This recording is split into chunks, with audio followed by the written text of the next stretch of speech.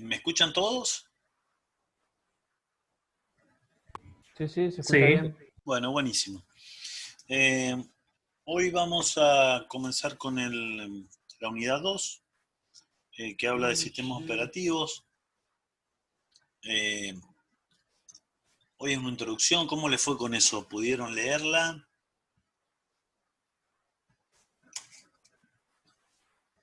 Supongo que sí, ya que nadie contestó. Bien. Eh, bueno, vamos a ver un poco de historia de las partes de un sistema operativo, los distintos tipos y la estructura. Sí, eh, un poco siguiendo el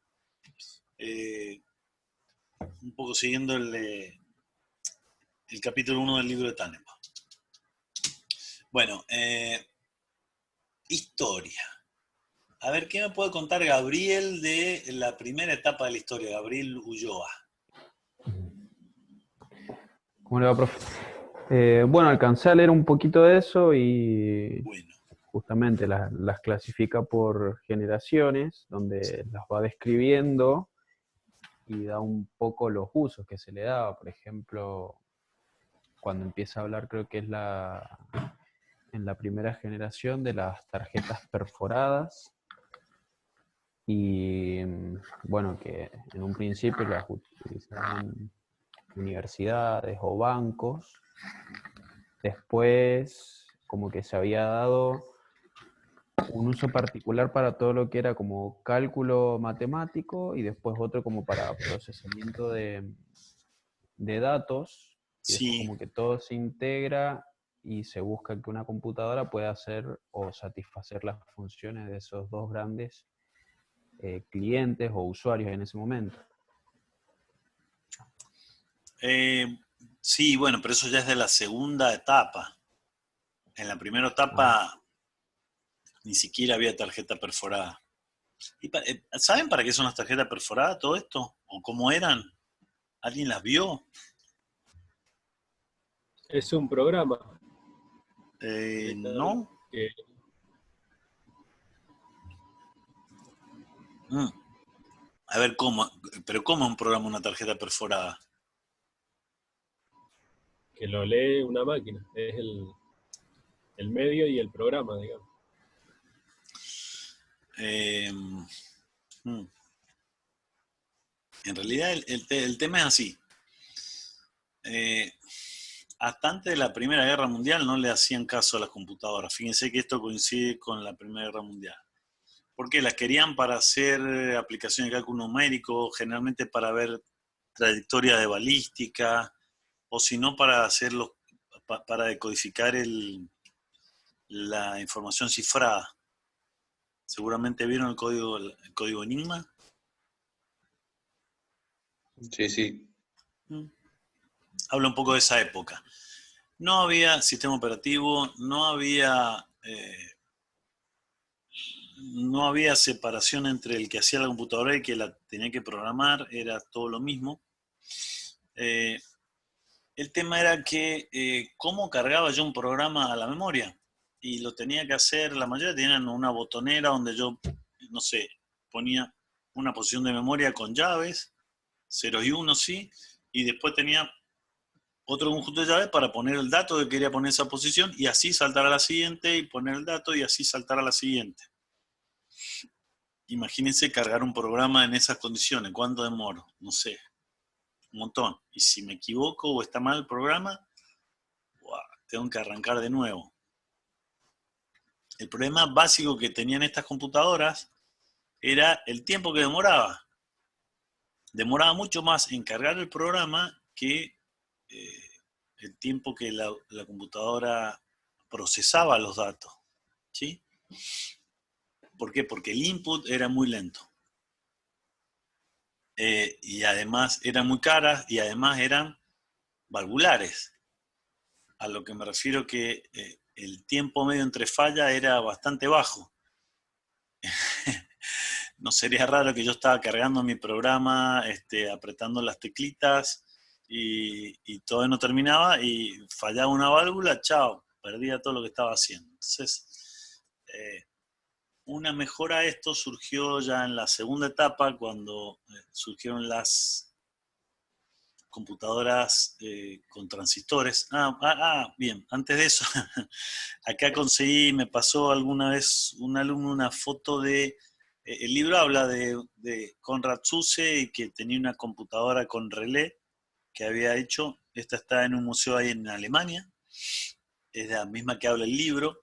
Fíjense que acá están las botoneras abajo, con lo cual yo tenía que cargar dirección por dirección de memoria el programa que quería que se ejecutara.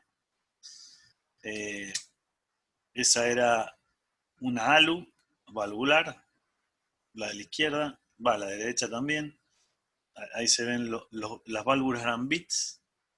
Fíjense, esta era una unidad aritmética y lógica, más o menos de tamaño de una mesa, un poco más alta.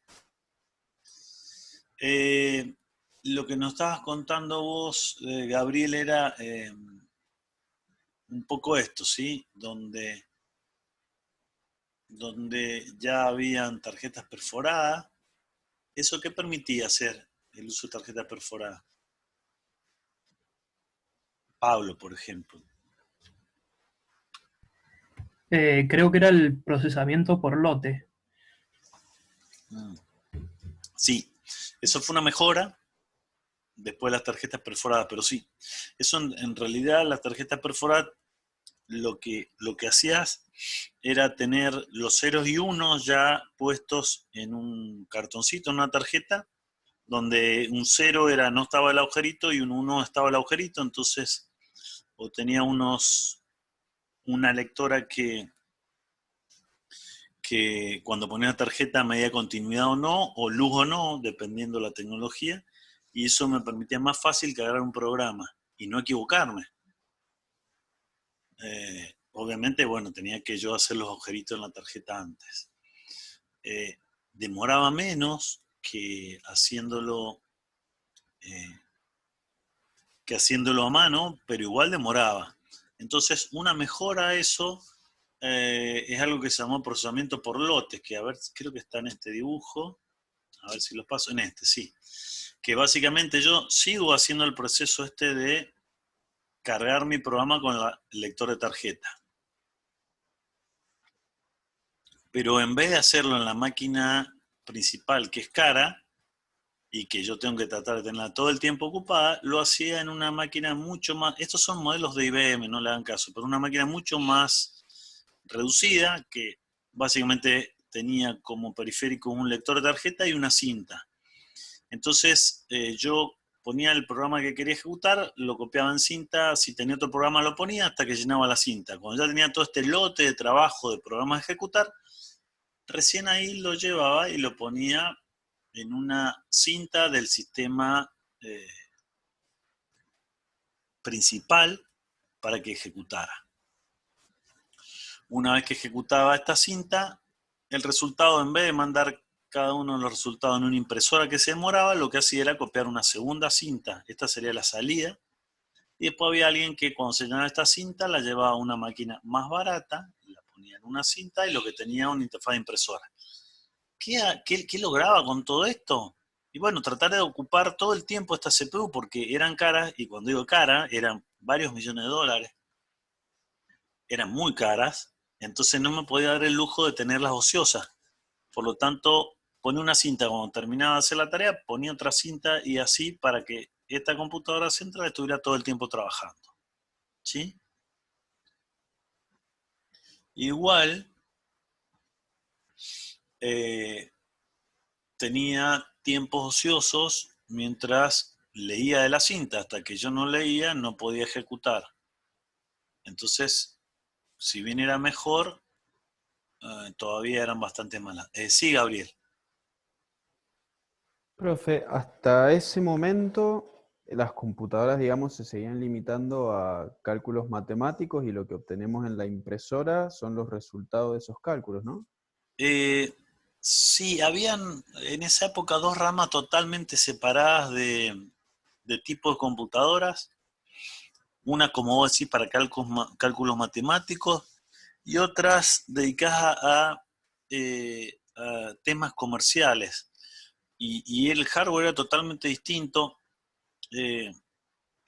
Las primeras trataban de tener mucho poder de cómputo, donde podía tener un set de instrucciones específico para hacer algunos cálculos, mientras que las segundas, las comerciales, tenían mucho entrada-salida, mucho lugar de almacenamiento secundario, pero corrían totalmente en paralelo. O sea, yo era fabricante de computadora, tenía que pensar en un tipo de computadoras para cálculo y en un tipo de computadora para uso comercial.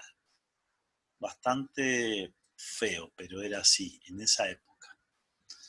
Bueno, acá les muestro, por ejemplo, la de izquierda es una máquina que tiene una lectora de cinta abierta y el hardware de la máquina es ese que está acá abajo, que en teoría es más chiquito que todo este que está a la derecha, que es gigante.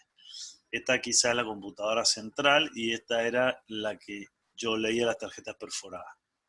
Y estos eran los operadores. De hecho, cuando se reemplazaron los operadores por rutinas, se llamaron esas rutinas sistemas operativos. De ahí viene el nombre, de reemplazar a estos operadores de la máquina. ¿Sí? Bien. Después llegó la tercera generación, a partir del 65.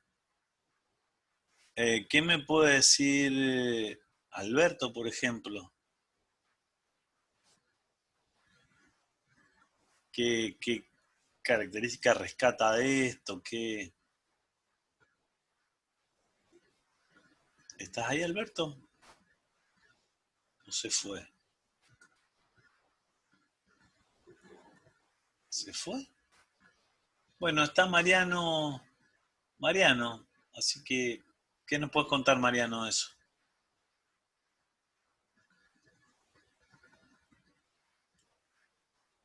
¿Mariano? ¿Alguien?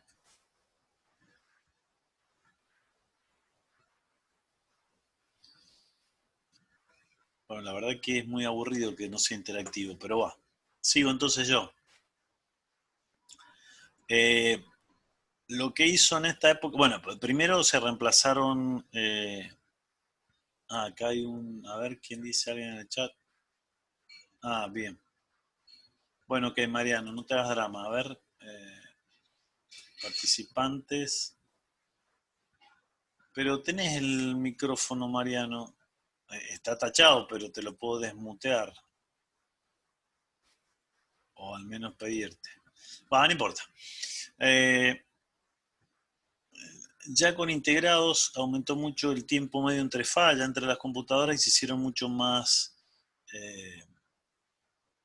confiables. Y por otro lado, lo que hizo IBM en esa época fue hacer un solo hardware, pero en vez de cableada a la CPU, la hizo microprogramada. Entonces, con el mismo hardware, podían solucionar problemas de cálculos, como recién comentaban ustedes, y comerciales. Solo cambiando a ver, chat, solo cambiando. Ah, ok. Bien, bueno, no te das problema, Mariano. Solo cambiando el microcódigo, podía tener una máquina para cualquier cosa que yo necesitara. Eso fue un cambio bastante importante. Otro punto importante que surgió en ese momento fue la multiprogramación. Creo que lo hemos hablado de esto, pero a ver si está en la diapo que viene. Sí. Uno de los temas que querían mejorar era el uso del procesador central. Entonces podía ser que yo tuviera un proceso que se estaba ejecutando y necesitaba entrada-salida. Mientras necesite entrada-salida no se puede seguir ejecutando. Normalmente la entrada-salida demora muchísimo más que una operación común. Entonces tuvieron la brillante idea de decir, bueno, ¿y qué pasa si ponemos varios